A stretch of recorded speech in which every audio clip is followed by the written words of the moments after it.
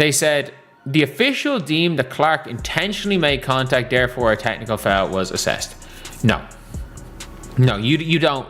That is a terrible call. She got fouled twice and pushed into you. If you would have called one of the fouls, this wouldn't have been an issue. But because you are so piss poor at your job, you don't call anything. Now you're forced to, now you're talking, oh, she ran into me with her forearm. It was, what?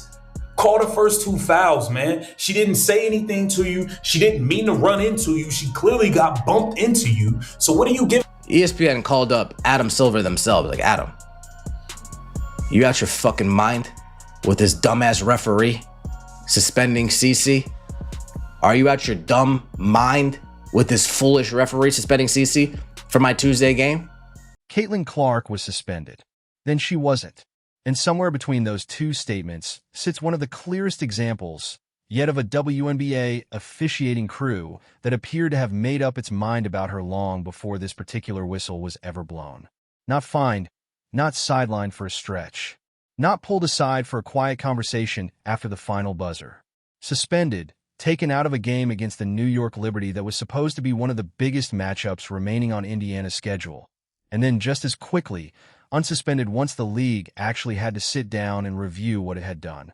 Talk about the Caitlin Clark play where she gets off balance and she goes into the referee. The referee takes a good 2 seconds and says, you know what, I'm going to hit her with a technical foul. I legitimately think, and the WNBA has since rescinded this would have been her 8th technical foul, she would have missed the next game. I think what I see right there on the screen is the single worst call in the history of basketball. I have never seen anything like it. Yeah, it's brutal. And you know what's funny? They have now, and again, people are digging up the old clips of that ref actually getting like pushed and bodied and not calling up. And then you got Monica McNutt on that other network being like, I don't know, maybe it was the right call because I saw someone bump into a coach one time. It's crazy. That call was insane. They did rescind it, which is actually shocking. There was another Caitlin technical where she was mad at herself for missing a shot and she like hit the stanchion and she got a T for that as well. So listen, the league is out of control. It's off the rails, and I can't stop watching. I've been preaching now for years that this league is the most passionate. They hate each other, the infighting, the dating, the cultural, the politics. In a league in the NBA where people like LeBron's do pally pals with everybody and everyone's kumbaya, no one really cares.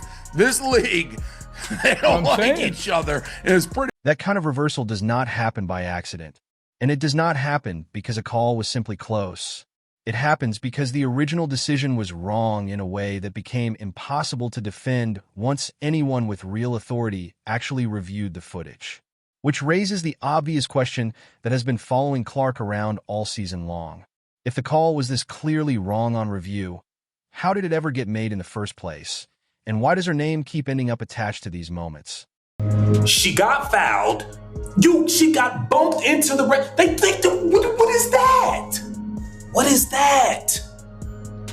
First of all, you idiotic ref who probably should be collecting trash on Tuesdays and Thursdays or whichever day your trash men pick up your trash from your curb.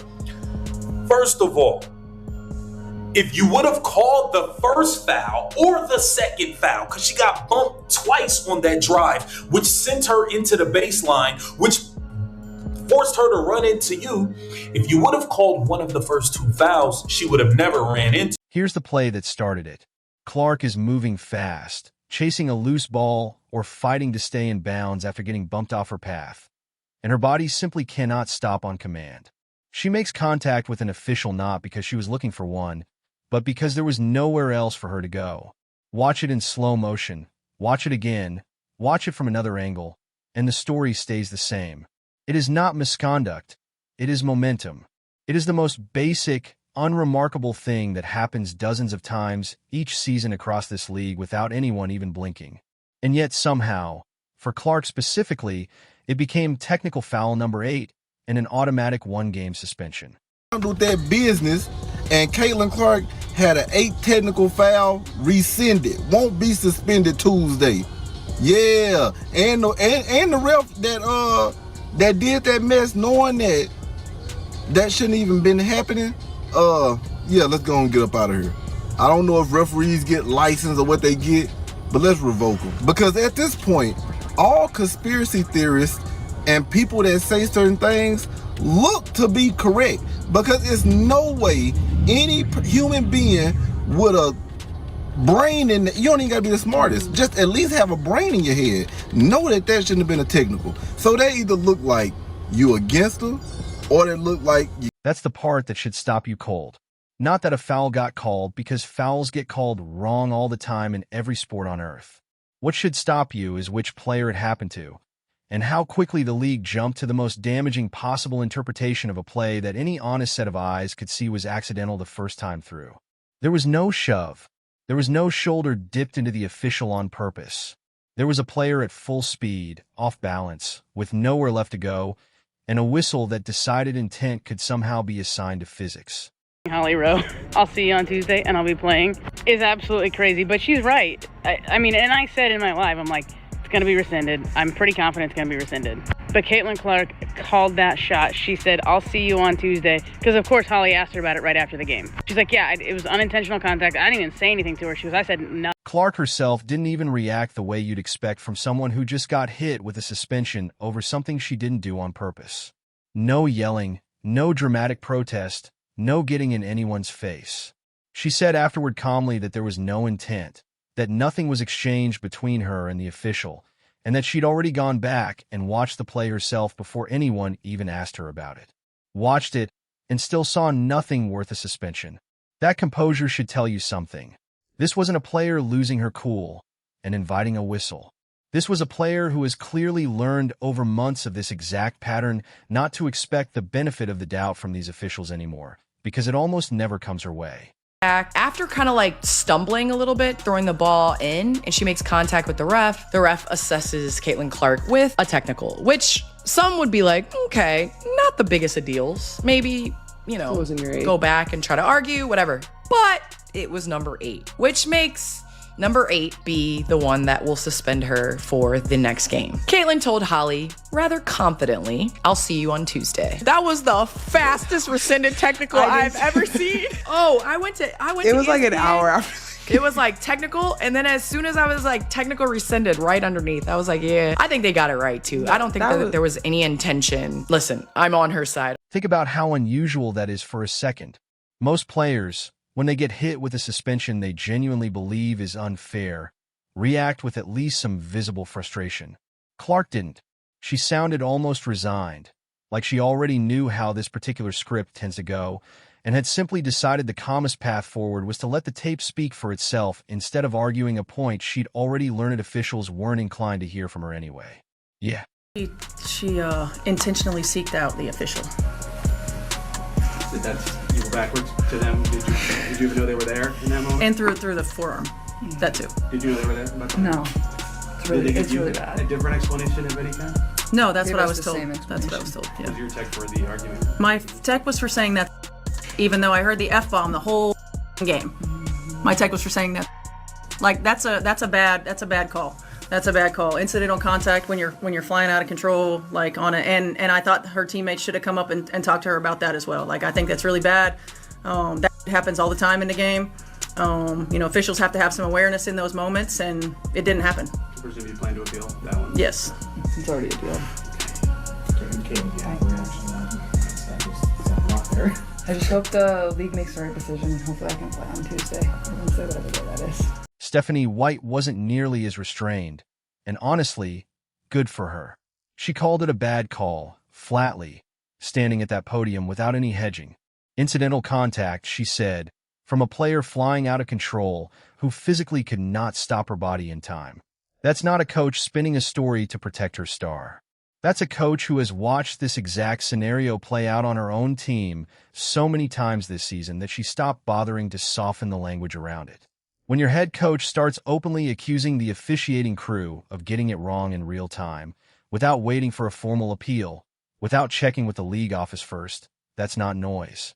That's an organization that has run out of patience with getting the short end of every 50-50 call and decided the risk of speaking plainly is smaller than the risk of staying quiet and watching it happen again next week. A growing technical foul resume with the funniest collection of tees for someone who has 50 uncalled flagrants in 70 games and 22 phantom calls in 17. All right, she got a technical foul for clapping, right? This is craziness. She got a technical foul for clapping. She got a technical foul for kicking the ball up to herself and then giving it to the referee. Not, if I remember correctly, she didn't kick the ball to the referee. She played with it, she dribbled it a little bit, kicked it up to herself, and then gave it to the referee, teed up. Fist arm gesture, teed up. Yelled scoreboard, teed up. You forgot, she slapped the stanchion sign, teed up. Now this latest example, she bumped into a referee and she gets... And this is where the real problem sits, because this technical didn't happen in isolation. It's the 8th one of the season for Clark. And if you actually go back through how she picked up most of them, a pattern jumps out that's hard to explain away as coincidence. A screen levels her to the floor with no call the other way. She says something to the nearest official, technical. She claps toward opposing players during a scuffle that everyone else in the building reads as simple frustration, and it gets called taunting anyway. Technical. She gets fouled hard, repeatedly, with nothing going her way at the line, says so out loud. Technical. Individually, maybe you can squint and justify each one.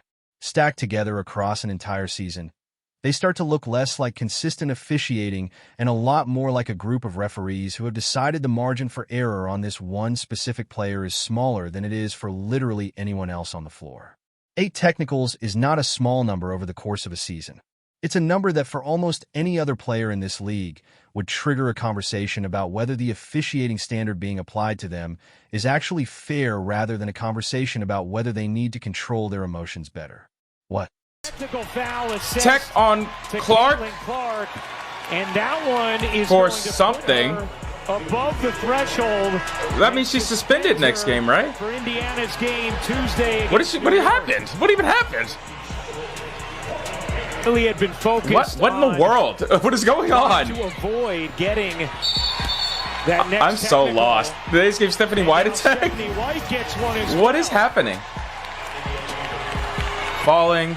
So Caitlin was passes. frustrated that she did not have a foul. Kind called of on touched the ref, defender. I guess, but did she say something? And then it's the other end of the floor where she Okay. says something to the Is she official. out for the rest of this game or just next game or what? So she clearly falls. was a foul, was not called. So she thinks she hit her? Oh, she didn't even say anything. Was it just because she bumped into the official? Oh But my that wasn't gosh. intentional. Now put that next to how the same referees handle everybody else. Players get physical every single night in this league. Players get vocal, get emotional, get in officials' faces during close games, and it doesn't automatically end in a whistle for most of them. But with Clark, it feels like the referees are watching for her reaction more closely than they're watching for whatever caused it. She gets hit, gets no call, reacts to getting hit with no call, and then gets whistled for reacting instead of whoever hit her in the first place. That's not officiating a game fairly. That's officiating a narrative. And it's happened enough times now that calling it a coincidence stopped being a reasonable explanation a while ago. You can watch 2 players commit nearly identical actions in nearly identical situations, and somehow only one of them walks away with a technical on the stat sheet. When that keeps happening to the same player over and over, the burden of proof shifts. At that point, it's not on the fans or the coaching staff to prove bias. It's on the league to explain why it keeps not happening to her.